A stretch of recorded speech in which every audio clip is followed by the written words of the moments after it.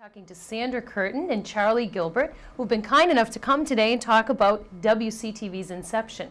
You may think watching WCTV that it all happens by magic, and certainly some of it's magical, but it really took a lot of work to get us where we are today. So we're going to talk to Sandra and Charlie and other guests in this program about how WCTV came to be. So thank you, Charlie, for being with us today. You're welcome, Lisa. Appreciate you coming. Sandra, I'll shake your hand too.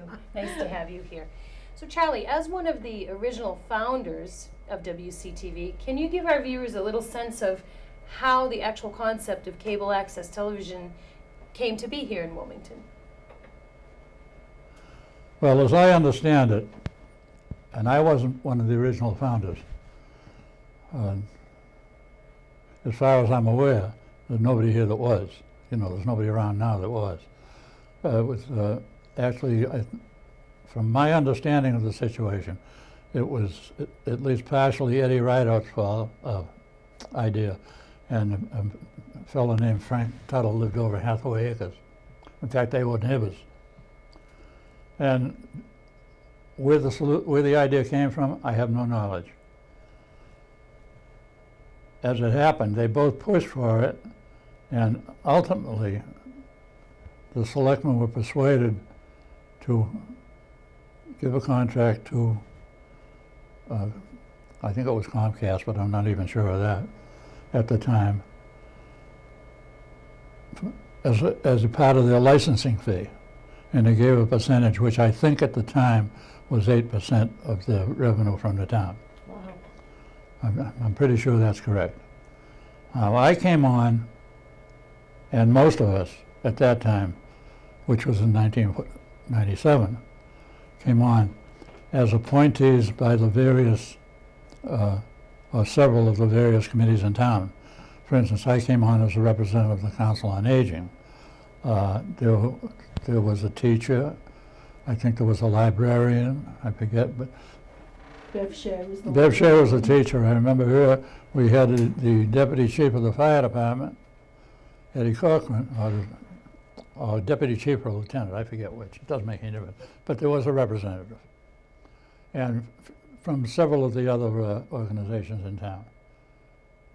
And we were asked to set up a corporation to manage and operate a local access TV station. Actually, we had, as we do now, 3 channels allotted to us by Comcast. I think, and I'm pretty sure it was Comcast.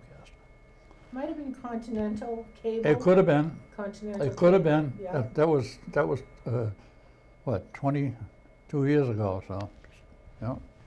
So whoever was the cable provider at the Whoever time the provider was. is who you went to. And So the town was attempting to get someone from each of the different organizations within the community to represent the town in cable. Exactly what happened. Okay. And it went on to, we were also advised by council that we should set up a separate 501c corporation. Meaning nonprofit. Exactly. Right. Exactly, which is not an uncommon thing. Right. For instance, Mass General Hospital is a good example. Right. You're allowed to make money, but how you show the profit depends on what you're doing. Okay. And do you recall what those first few meetings were like when all of you got together? Do you remember what some of those meetings were like? well, they were regular, fairly informal, because I don't think any of us had a really good idea what we were going to do. Right. I know for me, it was on-the-job training, because what I knew about TV is not much more than I know now, which is not a lot. And no, I'm not ashamed to admit that, because we didn't have to. That's right. not what we were here for. Well, one, and initially, at our first meeting, as a matter of fact, it was decided that we should have a chairman. And at that time, it was the will of the board to not have a chairman, to have co-chairman.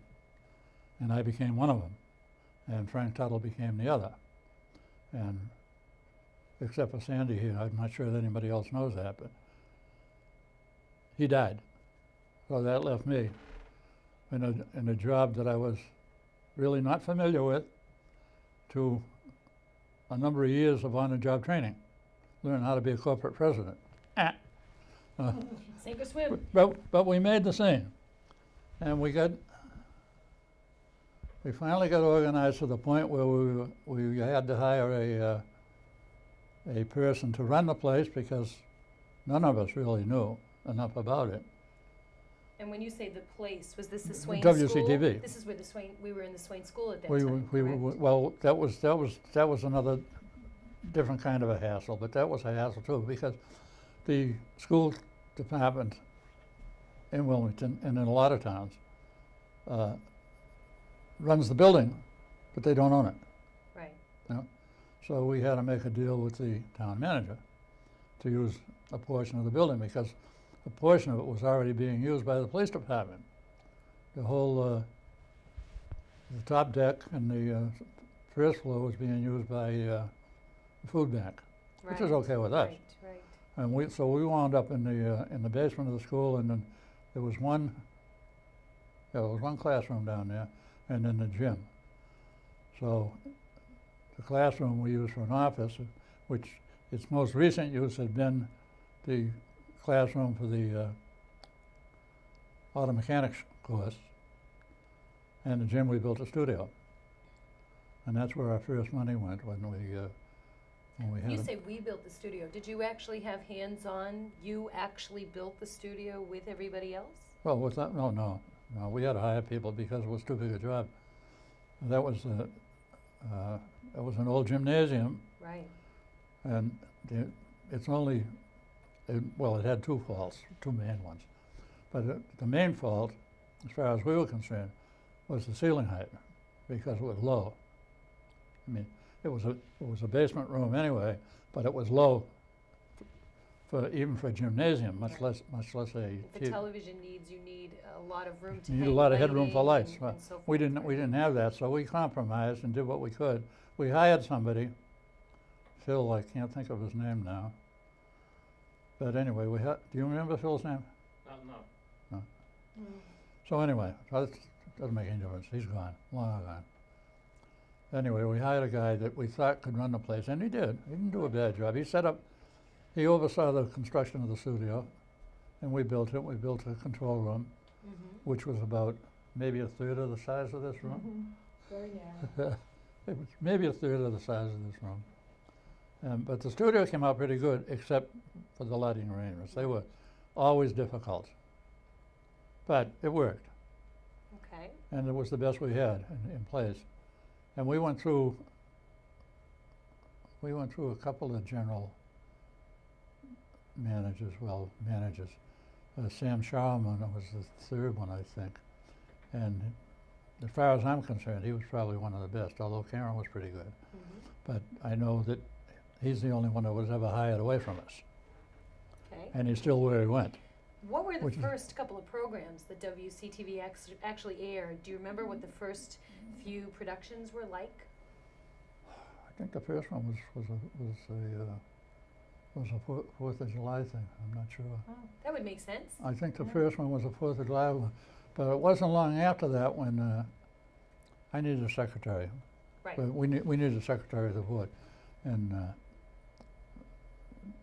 Jimmy Narduso came down, and he brought his wife with him. And in fact, I just saw her today. I just saw Dee this morning, and so she agreed to be the secretary of the board for a while.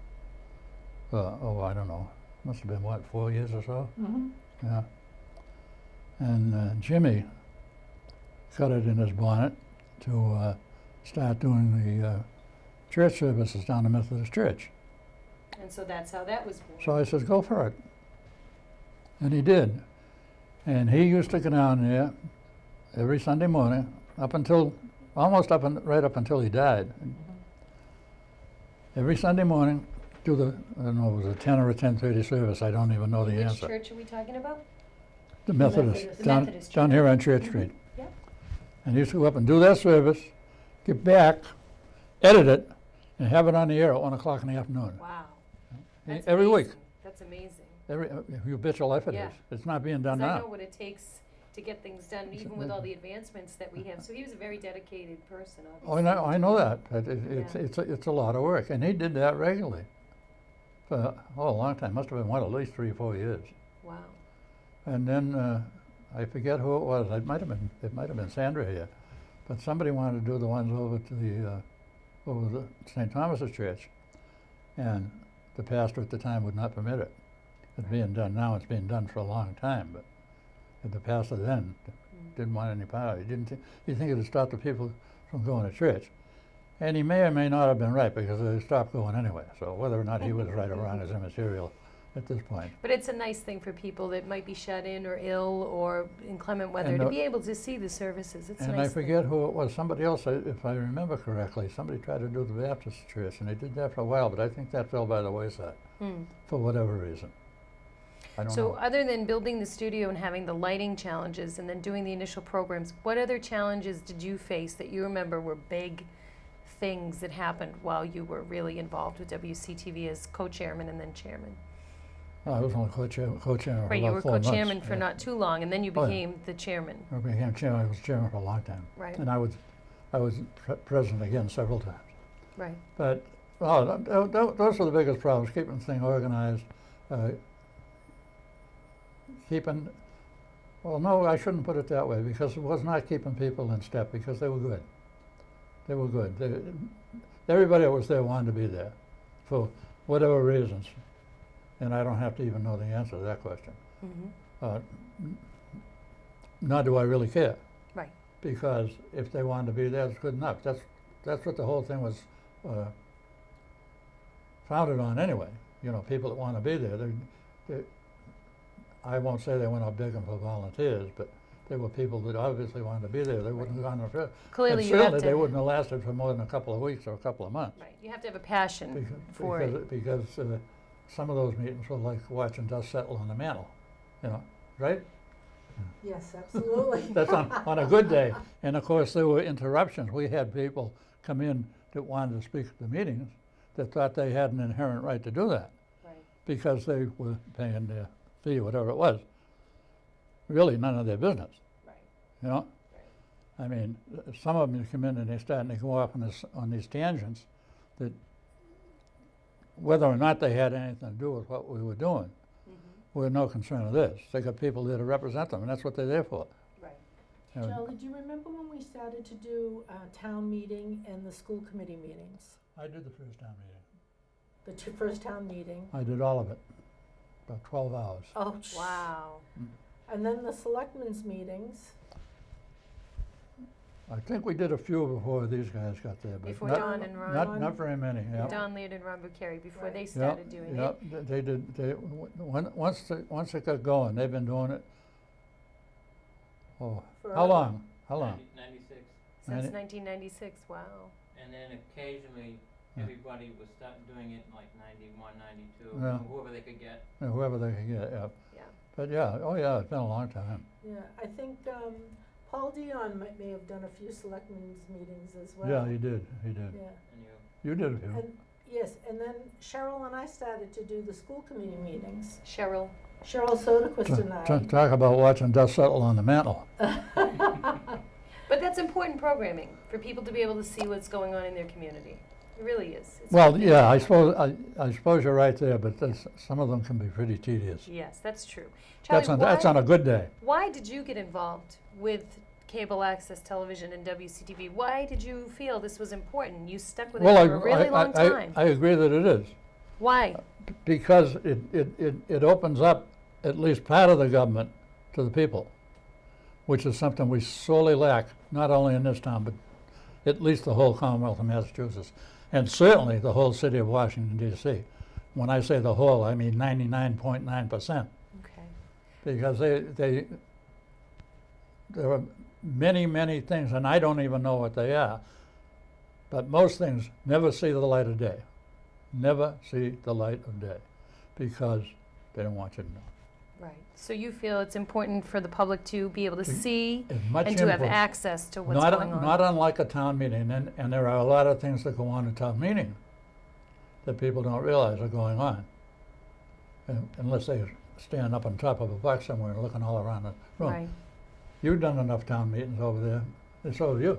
You know what I'm saying is true. Yeah. There are a lot of things going on behind the scenes, out in the hallway, that never come on the floor, and never will. But the So good thing is, at least we can know what's going on the floor. If we have an idea, Right. if we have an idea what's going on, and we can see what's happening at the doorways, then we can get a better idea of what's going on out there too. Right. Not that we're absolutely correct, and I don't think we are, not all the time at least. I'm glad too, because Right. if we were, it'd be worse than I see it. So your initial idea. I'm a little bit of a pessimist. That's okay. Your initial idea was not so much about entertainment as it was value for the community. Absolutely. Okay, Oh, because you know absolutely. cable access has changed now. We do a lot of town meetings and so forth, but we also have a lot of entertainment that we do now too. Oh, you're doing a lot. How do you feel about that? I think it's great. I think it's great because like I spoke about several of these meetings, some of them are like watching dust settle on the mantle. Right. And so you might as well have a little fun while you're there. That's true. And that's That's good true. for the crew too, Yes. or the crews, whoever they are. Right. It's good for them too. You know, I mean, it helps hold their interest, but it's, well, how can I best put it? Well, you can't watch the dull stuff all the time because nobody's going to do that. Right. You No. need to get your viewers to stay tuned in. That's So you have right. to have a mixture, a good balance between the meaty stuff and the fluffy stuff. Exactly, Right. exactly. And of course, one of the best things about the access is the commercials are minimal. Right. That's as far as I'm concerned. Right. I know they need them to pay the rent. I have, you know, and I have no qualms about that. But you don't get 3 minutes of programming and 15 minutes of commercials. Right. That to Right. me is a bit much. I agree. I agree. What have you seen, either being involved with WCTV or now outside of WCTV, change from when you first got started? What changes have you seen in the access community that you'd like to share with us that you think are either good or bad, or whatever your views are on that? Well, I'm going to say it. I think this corporation made a mistake permitting the assistant town manager to be the chairman of the negotiating committee with the TV stations. I think that it should have been one of them, preferably the president or the secretary, because they're the two that usually know what's going on here, and that's what we really care about, what's going on here. Right. I mean, the things that happen there, sure, they're going to affect us, but we got to make sure that what we want to do is what we want to do, not what a third party wants us to Right. do or thinks we should be doing. And I don't know how that happened, but I know the previous contract to this one, which was in 1997, I was the chairman of the negotiating committee at the time. And I think it should not necessarily be me, don't misunderstand what I'm saying, but it should be somebody from this corporation as exists now, who knows what's going on, not only here, but what the people are calling here to tell you about whether you're programming or whether you're commercials or whether it's the public service things like church services or something like that. Right. You should be the one, the filter, Right. the filter. Right. And it should go through you and your people here to oversee that. Well, I'm glad that you told us about that, and we Yeah. certainly respect your opinion on that. I was astonished when I saw that happen here a couple of years ago. Okay. And, Now, you've toured our new facility. yeah, Certainly a far cry from the Swain School building. there's absolutely no comparison. Tell me what you think about what we've done here and how you feel about that. Oh, I think it's awesome. I mean, just look at this control room. Right. Yeah. And the one we had over there, when we were finished, was about a third this size. And anybody that wanted to see what was going on was standing up in the back of the room, which is about where that petition is. Right. And, I mean, it was like, it was like if you had a little lawyer, you could have got 2 more people in. Night and day, definitely night and Absolutely. day. Oh, there's no Yeah. question. And it's the same thing with the rest of the building, with the editing suites and all.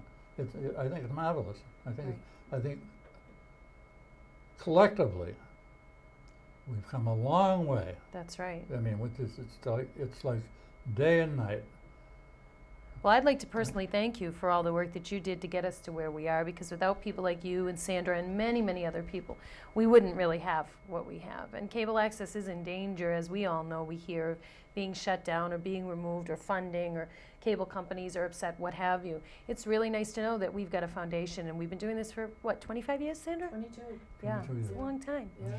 Well, Sandra's sitting there waiting patiently to add a few things. Sandra, tell me about when you got involved with WCTV. I don't really know your actual history, so let's do a timeline. I actually got involved once the initial, yes, we're going to have a group, yes, we're going to invite people. How did you hear about it? I was friends with the librarian, Bev Shea, and I saw something in the town crier, and I said, Bev, can I join that as well? So she said, oh yeah, come along. Had you ever wanted to do television or know anything about television before that? I had had a few little experiences with it, but I had an interest in it, definitely. Right. I can remember when they rolled a TV into my English, my classroom. Because you're a former teacher. No, for no, those this who is don't when know. I was a student in Oh, Winchester, wow, okay. yes. And they rolled a TV in, and we watched a production from Channel 2 of Julius Caesar. And it was like, oh my God, this is a miracle. I mean, it was just so bizarre to have actually educational programming coming into the school. And that was in 1958 or 59. I can remember even when I was back in school, when they would bring in something like that, you did think it was amazing, because you usually only had one-on-one instruction. Right. If you went to watch a movie, it was usually in the auditorium or 3 or 4 classrooms crammed together. Right. So that really is amazing to see the change. Now we have televisions in every classroom. We have all kinds of things that we didn't have then. Yeah. So that's how you got bit by the bug. Yes, even definitely, then. Okay. definitely. And then Bev said, yeah, come along to the next meeting. So I did. So it was like a couple of meetings after Charlie was involved. And then slowly I got more and more involved in it. And my husband had a client who was retiring, and he said, he's got all these desks. Would you be interested in desks and chairs? So we supplied the desks and chairs for the studio. And we knew that there was somebody who had a used furniture, business furniture. So for a fairly good price, we bought an enormous conference table for the conference room. Do you remember that, Charlie? The That big we- conference table. Do you remember that? I got a story that goes with that. Excellent, excellent. And but the key was that they were willing to move it and set it up for us. Wow. So so we got that. So we slowly supplied things that were needed. So it sounds like things were very grassroots. Like maybe you were all bringing your own paper towels, and somebody would bring in a desk, and it somebody would bring was, copy yeah. paper. It sounds like you really started from the bottom and kind of worked your way up. Yep. And then there was some money. And Charlie knows a little bit more about the money than I do. But we bought equipment, but maybe not the most new equipment.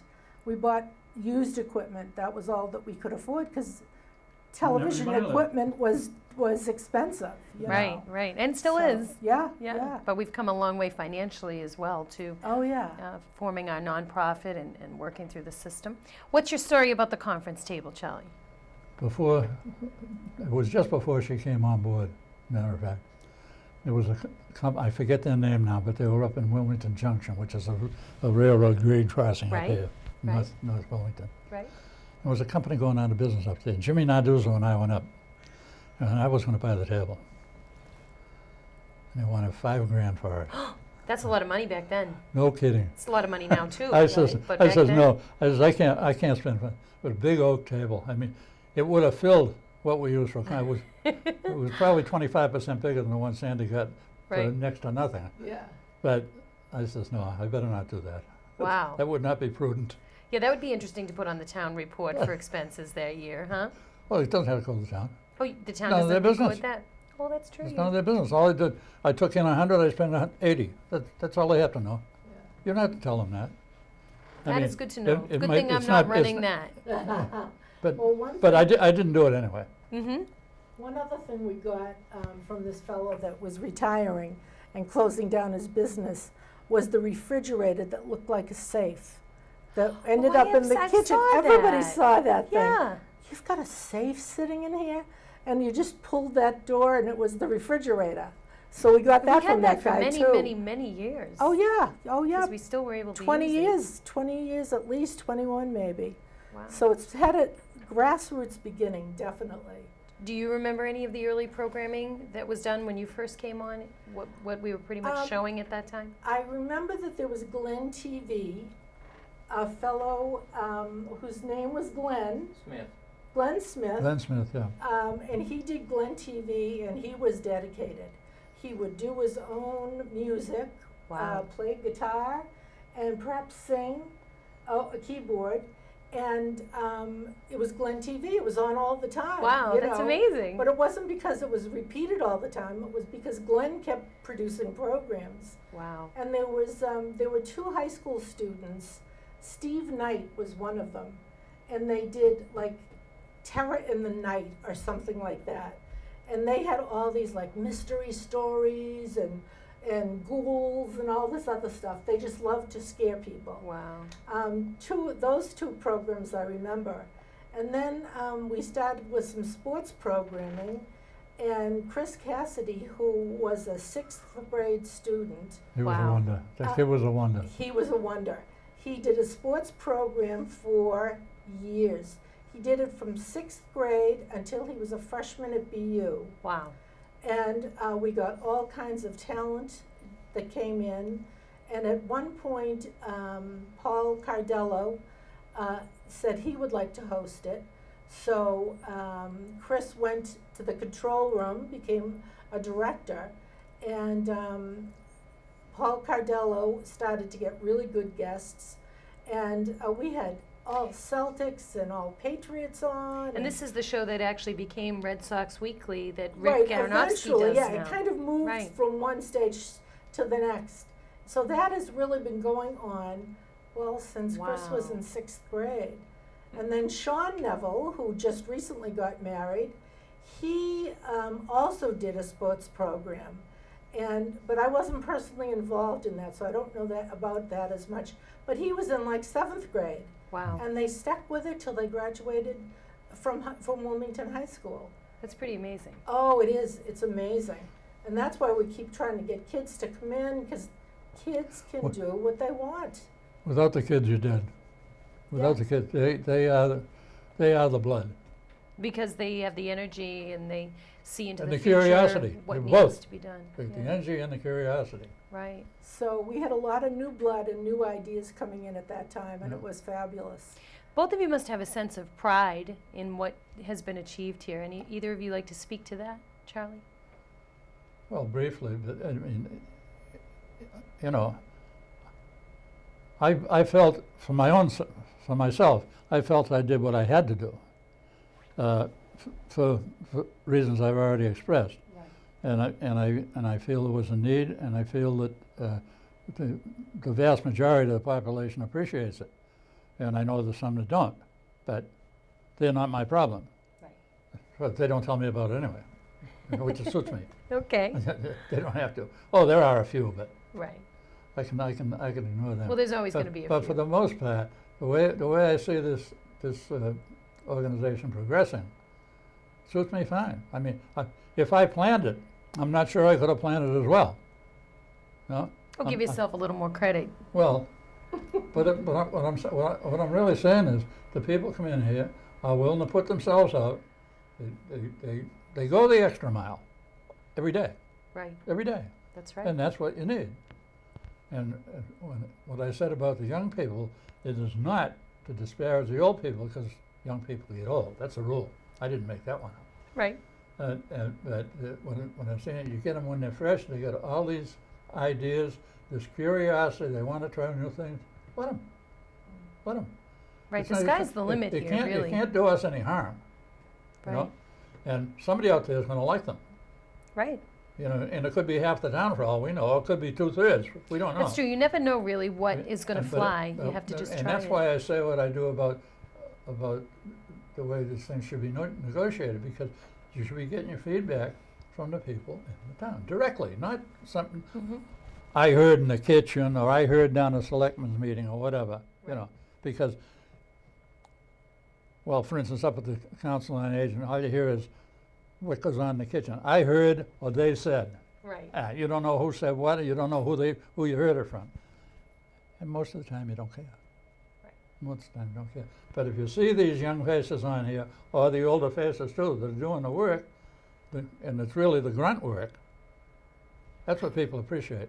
They That's say, well, at true. least my money's not being wasted. Right. What do you have to say about that, Sandra? You must have a sense of really that we've come a long way. Sometimes when you walk in, you must feel like, wow, look what we've accomplished here. Well, it's very exciting here, and to see kids like Sean Neville and Chris Cassidy, we're looking for more kids like that.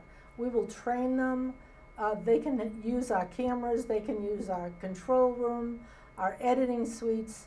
Come along, Right. make up what you want to make up. They can be Hey, radio kids, stars. let's have a show. It was like Mickey Rooney and Judy Garland. They always wanted to get together and have a show. Right, And right. now you can do it and put it on the air. and- Alfalfa and our gang, you Absolutely. can do that too. Yeah. What would you say to folks that say cable access has gone the way of the dinosaur and it's really time to end the whole cable access movement? There are people who would like to see that happen. What do you say to that? Sure, they don't want to pay the 8%, but other than that, I can't think of any good reason for it. I mean, if you watch your commercial cable, what's on? Commercials, Right, you know? right. At least that's one thing you have a minimum amount of here. Here you see a little excitement, a little interest, a little enthusiasm, a lot of enthusiasm, or the people wouldn't be doing it. Right. If they're enthused, and I know they are, then I'm sure that their parents are enthused too, because they know they're doing something constructive. Right. I don't know what else you need. And you feel it's a need. You feel communities really need cable access. Oh, absolutely, because where else are they going to get the information? And accurate, factual information that really suits your community, Well, your if backyard. if for instance, when these guys are doing a selectmen's meeting, at least you're hearing what's going on, at least in front of the scenes. You might not be hearing what goes on in the manager's office before the meeting, Right. but neither is anybody else except them. But at least you're hearing what's going on during the meetings, and barring unforeseen interruptions, that's the way it should be. No. Excellent. And no different than the school committee for that matter. At least you're seeing the open part. You're not seeing the private session. Well, nobody is anywhere. So you believe well-informed is well-armed, really? Absolutely. Yeah. How do you know what you're voting for unless they tell you? That's true. Somebody's got to be telling you. Right. You're getting your ideas. Ideas don't come out of a vacuum. It's just not the way it is. And I'm no different than anybody else. I hear what you say, I hear what Sandy says, I hear what Donald says. That's okay, but at least you're getting ideas. And when you get in a medium such as local access, you're getting the ideas of the people that live in the town that are doing the work. Right. And I think that's important. I think that's the most important thing we can do. I do too. And actually, if you don't like what you hear on WCTV, come on down and make your own show. Absolutely. Right. We'll hear what you have to say. You Right. always have an option, Yeah, because anybody can come absolutely. down here. Absolutely. Anybody can Right. come It's down open here. to any resident of Mhm. the town. What's the fee? $10 a year, $15 a year? Yeah, 15. Right. It's nothing. No, you can't get anything for $15 for a year. I can get up to nothing. I got two honorary member things. Yeah. I was going to say, you know a guy or Yeah, something? he does. Yes, I do. Anything final either of you would like our viewers to know? We've covered a lot of information here today. Anything you'd really like to say? Here's your chance. I think we all want to remember that we want to keep this going for the reasons I've stated. Yes. To have as open town business as we can possibly be, so that we have at least an idea of what's going on, and we can conduct ourselves accordingly Excellent. for the best interests of all of us. True. Sandra, anything final you'd like to say about cable or your experiences here, or what you'd like folks to know? Well, I guess I'd like folks to know that they're welcome to come down and to produce whatever they'd like to do. We'll teach them, we'll help them, we'll hold their hands. Absolutely. And as Lisa knows, she has her own show, Right. and we have ideas every day of what to do and more things to expand Right. on our programming. Sky's the limit, really, and we It can't is. serve your needs unless you tell us what your needs are. Right. Exactly. You know, we Absolutely. don't know what you want to see unless you're down here showing us what you Yeah. want to see. And like you said, it's very easy for folks to be critical and say what they don't like, but unless you're part of the system, what is that expression? Unless you're not part of the solution, you're part of the problem. That's So right. it's very easy to look at our channels and say, oh, I don't like this, or why do they have that? But to really get involved and change it, to be a catalyst for change, is really what I think it's all about. True, Yeah. truly. Yeah. Yeah, because if you're not with us, you're for against us. That's right. It's that simple. That's right. Well, thank you both for being with us today. Charlie, Gilbert, thank you for taking your time. You're Sandra, welcome. always a pleasure. I'll see you at the water cooler Okay. later. And thank you to Don Laird and also to Dave Olson, who manned our controls for today's Yes. journey through the time at WCTV. Stay tuned. We'll have more information for you about WCTV's history later on.